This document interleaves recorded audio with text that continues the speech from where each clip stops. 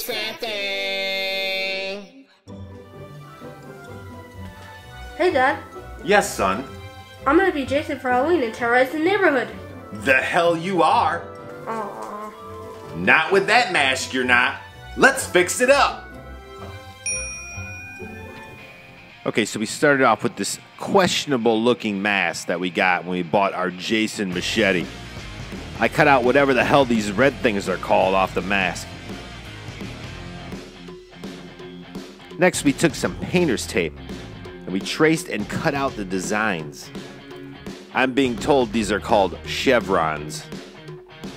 So we traced and cut out the chevrons. Next, we took the straps off the mask and then we sanded it down to take off that smooth, glossy finish.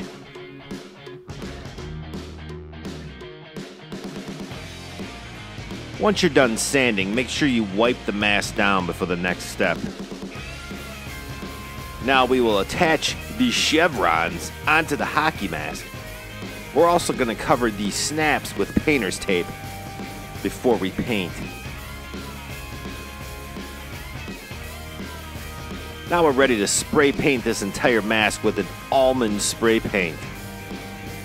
After it dries, we can peel off all the painter's tape. We'll paint the chevrons red. Don't worry about it looking great, because we're going to go through with a utility knife to make it look weathered. Give it some scrapes and nicks.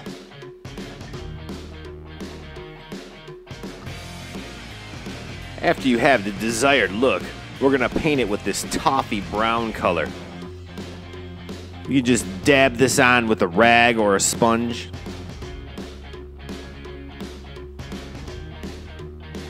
It's kind of like a dry brush technique.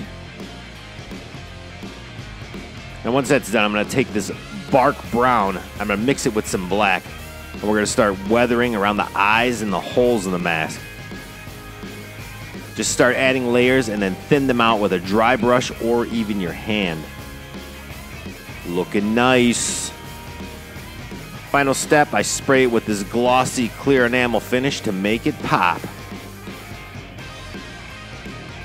And now we've got a hockey mask that's worthy of Jason Voorhees.